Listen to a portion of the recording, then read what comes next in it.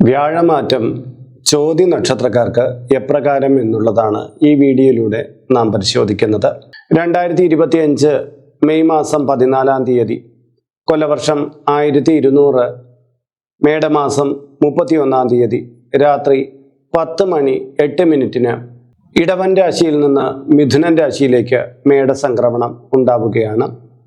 ഈ മേടസംക്രമം ചോതി നക്ഷത്രക്കാർക്ക് എപ്രകാരമാണ്? ഇത് ഗുണമാണോ ദോഷമാണോ? ദോഷമാണെങ്കിൽ അതിനുള്ള പരിഹാരങ്ങൾ എന്തൊക്കെയാണ്? ഗുണം വർദ്ധിക്കാൻ എന്ത് ചെയ്യണം എന്നുള്ള എല്ലാ കാര്യങ്ങളും നമ്മൾ ഈ വീഡിയോയിലൂടെ ചർച്ച ചെയ്യുകയാണ്.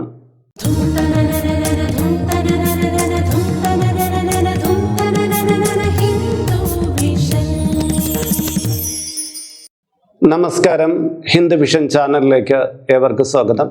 ഞാൻ RJ ഹരിചന്ദ്രൻ മഠം. ഇതിൻ്റെ കമൻറ്റ് ബോക്സിലും ഡിസ്ക്രിപ്ഷൻ ബോക്സിലും നമ്മുടെ വാട്സപ്പ് ചാനലിൻ്റെ ലിങ്ക് ഉണ്ട്. ഇതിലൂടെ ചാനലിൽ പ്രവേശിച്ചാൽ ഹൈന്ദവ ആചാര സംബന്ധമായ കാര്യങ്ങൾ, മോട്ടിവേഷൻ സംബന്ധമായ കാര്യങ്ങൾ, ജ്യോതിഷ സംബന്ധമായ കാര്യങ്ങളെല്ലാം സൗജന്യമായിട്ട് നിങ്ങൾക്ക് നിങ്ങളുടെ മൊബൈൽ ഫോണിൽ നിത്യവും രാവിലെ അപ്ഡേറ്റ് ആയിട്ട് ലഭിക്കുന്നതാണ്. മാത്രമല്ല, ഇപ്പോൾ ഇതിൽ ജോയിൻ ചെയ്യുന്നവർക്ക് നിങ്ങളുടെ കുടുംബാംഗങ്ങൾക്ക് അല്ലെങ്കിൽ നിങ്ങളുടെ പിറന്നാളിന് സൗജന്യമായിട്ട് പുഷ്പാഞ്ജലി അർച്ചനകളൊക്കെ നടത്തി കിട്ടുന്നതാണ്. മാത്രമല്ല, ഈ വീഡിയോയുടെ കമൻറ്റ് ബോക്സിൽ നിങ്ങളുടെ പേര്, നിങ്ങളുടെ വയസ്സ്, നിങ്ങളുടെ നക്ഷത്രം ഇവ രേഖപ്പെടുത്തിയാൽ ഇവിടെ നടക്കുന്ന ചില പൂജാ പ്രാർത്ഥനകളിൽ നിങ്ങളെ ഉൾക്കൊള്ളിക്കാൻ കഴിയുന്നതാണ്. അത് പരമാവധി പ്രയോജനപ്പെടുത്തുക. എന്നാൽ ഇത് 1 മാസത്തേക്കായിരിക്കും നിങ്ങൾക്ക് ലഭിക്കുക. എന്നാൽ ഈ സേവനം തുടർച്ചയായിട്ട് വേണമെന്നുള്ളവർ ഇതിൽ അപ്ലോഡ് ചെയ്യുന്ന പുതിയ വീഡിയോകളുടെ കീഴെ ഇപ്രകാരം ചെയ്യുക. അതിനായിട്ട് ഈ ചാനലൊന്ന് സബ്സ്ക്രൈബ് ചെയ്യാനും ഇതൊന്ന് ലൈക്ക് ചെയ്യാനും മറന്നു പോകരുത്. അപ്പോൾ വ്യാഴമാറ്റത്തെക്കുറിച്ച് കുറച്ച് കാര്യങ്ങൾ നമുക്ക് മനസ്സിലാക്കാം. വ്യാഴം മെയ് 14 മിഥുനൻ രാശിയിൽ 158 ദിവസക്കാലം സഞ്ചരിക്കുന്നു. അതിനുശേഷം ഒക്ടോബർ 18 തീയതി വ്യാഴം കർക്കടകൻ രാശിയിൽ പ്രവേശിക്കും. അതിനെ തുടർന്ന് 25 ദിവസം സഞ്ചരിച്ചതിനു ശേഷം നവംബർ 11 വ്യാഴം വക്രഗതിയിൽ 49 ദിവസം അവിടെ സഞ്ചരിക്കുന്നു. അതിനെ തുടർന്ന് വക്രഗതിയിൽ തന്നെ വ്യാഴം മിഥുനൻ രാശിയിൽ പ്രവേശിക്കുന്നു. തുടർന്ന് ഡിസംബർ 5 തീയതി വരെ വ്യാഴം വക്രഗതിയിൽ സഞ്ചരിക്കുന്നു. അതിനുശേഷം 97 ദിവസക്കാലം, അതായത് മാർച്ച് മാസം 11 വരെ വ്യാഴം നേർരേഖയിൽ സഞ്ചരിക്കാൻ തുടങ്ങും. തുടർന്ന് 84 ദിവസം കൂടി സഞ്ചരിച്ച ശേഷം വ്യാഴം 2026 വർഷം ജൂൺ മാസം 2 തീയതി കർക്കിടക രാശിയിൽ പ്രവേശിക്കും. അപ്പോൾ ഈ മാറ്റം ഈ നക്ഷത്രത്തിൽ എങ്ങനെ പ്രതിഫലിക്കുന്നു എന്നുള്ളത് നമുക്ക് പരിശോധിക്കാം. അപ്പോൾ ചോതി നക്ഷത്രക്കാർക്ക് വ്യാഴമാറ്റം അത് അഷ്ടമ വ്യാഴത്തിൻ്റെ പീഠകൾ മാറ്റിക്കൊണ്ടുള്ള ഫലത്തെയാണ് സമ്മാനിക്കുന്നത്. അതായത് കുറച്ച് ഗുണാനുഭവങ്ങൾ നിങ്ങൾക്ക് ഈ വ്യാഴമാറ്റത്തോടു കൂടി സംഭവിക്കുന്നു എന്നർത്ഥം. കുറേ കാലമായിട്ട് നിങ്ങൾ പല കാര്യങ്ങളിലും പല മേഖലകളിലും തുടർച്ചയായിട്ട് പരാജയം നേടിക്കൊണ്ടിരിക്കുന്നവർക്ക് ആ പരാജയത്തിൻ്റെ തോത് കുറച്ച് വിജയത്തിലേക്ക് പ്രവേശിക്കാനുള്ള സമയമായി കഴിഞ്ഞു. വിവാഹ കാര്യങ്ങളിൽ തടസ്സം നേരിട്ട് കൊണ്ടിരിക്കുന്നവർക്ക് ഈ പുതിയ കാലയളവിൽ നിങ്ങൾക്ക് വിവാഹത്തിന് വേണ്ടി കൂടുതൽ ശ്രമം നടത്തിയാൽ നല്ല അനുയോജ്യമായ മാരേജിന് അവസരം ലഭിക്കുന്നതാണ്. പ്രണയനഷ്ടം പക്ഷേ ഈ കാലയളവിൽ ഉണ്ടായി വരാം. അത് സ്വന്തം വാക്കുകൊണ്ടായിരിക്കും എന്നുള്ളത് ശ്രദ്ധാപൂർവം വീക്ഷിക്കേണ്ടതാണ്. പുതിയ വീട് വയ്ക്കാനും പുതിയ വാഹനം സ്വന്തമാക്കാനൊക്കെയുള്ള യോഗമുണ്ട്. ജോലിയിൽ ഇടയ്ക്കിടയ്ക്കുണ്ടായിരുന്ന പ്രശ്നങ്ങൾക്ക് പരിഹാരം കാണാൻ കഴിയുന്നതാണ്. പുതിയ തൊഴിൽ ആഗ്രഹിക്കുന്നവർക്ക് അതിനുള്ള അവസരം ലഭ്യമാകുന്നതാണ്.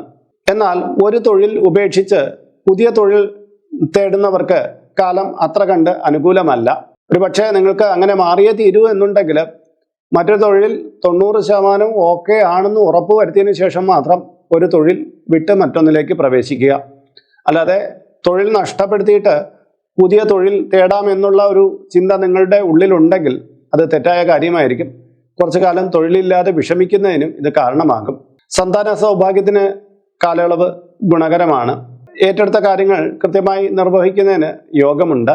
വീട്ടിൽ ഓമനിച്ച് വളർത്തുന്ന മൃഗങ്ങൾക്കോ പക്ഷികൾക്കോ ജീവഹാനി ഉണ്ടായി വരാൻ സാധ്യതയുള്ള കാലഘട്ടമാണ്. ചിട്ടി, ലോണ് മുതലായവയിൽ നിന്ന് ധനം കയ്യിൽ ലഭിക്കാൻ സാധ്യതയുണ്ട്. കരാർ അടിസ്ഥാനത്തിലുള്ള തൊഴിൽ എടുക്കുന്നവർക്ക് ആ തൊഴിലിൽ നേരിയ പ്രതിസന്ധികൾ ഉണ്ടായി വരാം. കൂടുതലായിട്ടുള്ള ധർമ്മബോധം, ചിന്താശേഷി ഇവയൊക്കെ ഉണ്ടായി വരും. ആധ്യാത്മികമായ കാര്യങ്ങളിൽ കൂടുതൽ താല്പര്യം ജനിക്കുന്നതാണ്. വിദേശ രാജ്യത്ത് പോകാൻ ആഗ്രഹിക്കുന്നവർക്ക് അതിനുള്ള അവസരങ്ങൾ തുറന്നു കിട്ടുന്നതാണ്. പക്ഷേ ഇവിടെയുള്ള നല്ല ജോലിയോ മറ്റൊക്കെ ഉപേക്ഷിച്ചിട്ട് വിദേശത്തേക്ക് പോകുന്നത് അത്ര കണ്ട് ഭേദമായിരിക്കുകയില്ല. കുറച്ച് കാഠിന്യം അത്രക്കാർക്ക് അനുഭവപ്പെട്ടേക്കാം. ജലജന്യമായ അസുഖങ്ങൾക്ക് സാധ്യതയുണ്ട്. കഫവർദ്ധനവ് സൂക്ഷിക്കുക. ദീർഘദൂര യാത്രയിലൂടെ നേട്ടം കൈവരിക്കാൻ പറ്റുന്നതാണ്. യാത്രക്കിടയിൽ വിലപ്പെട്ട സാധനങ്ങൾ വളരെ ഭദ്രമായി സൂക്ഷിക്കുക.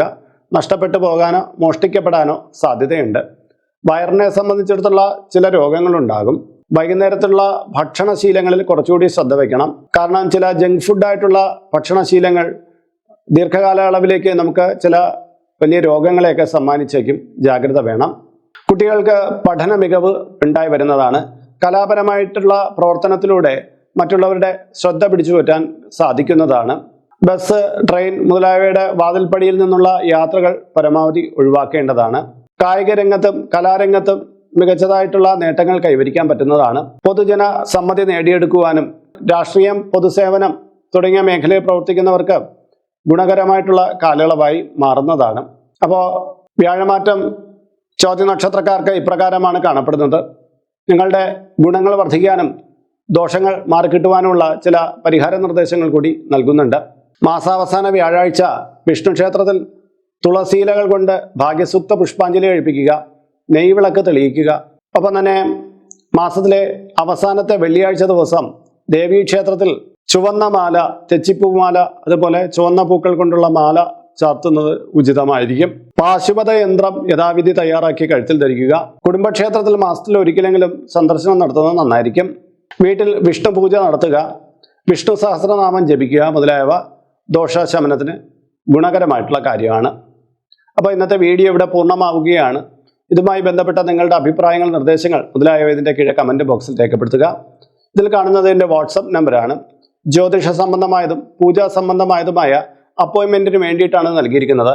നേരിട്ട് വിളിച്ചു കഴിഞ്ഞാൽ കിട്ടുകയില്ല. അഡ്മിൻ നമ്പറാണ്. നിങ്ങളുടെ പേര്, നിങ്ങളുടെ സ്ഥലം, അതായത് ഇപ്പോൾ താമസിക്കുന്ന സ്ഥലം രേഖപ്പെടുത്തി വാട്സപ്പിലൂടെ മെസ്സേജ് ചെയ്യുക. അപ്പോൾ അഡ്മിൻ ഒരു മാർഗ്ഗനിർദ്ദേശം അയച്ചു നൽകുന്നതാണ്. ആ മാർഗ്ഗനിർദ്ദേശം അനുസരിച്ച് അപ്പോയിൻമെൻ്റ് എടുത്തിട്ട് വിളിക്കാവുന്നതാണ്. അപ്പോൾ മറ്റൊരു വീഡിയോയിൽ മറ്റൊരു വിശേഷവുമായി വീണ്ടും കണ്ടുമുട്ടും വരെ എല്ലാവർക്കും നമസ്കാരം. നിങ്ങളുടെ സ്വന്തം RJ അയ്യർ ഹരിചന്ദ്രമഠം. നമസ്തേ.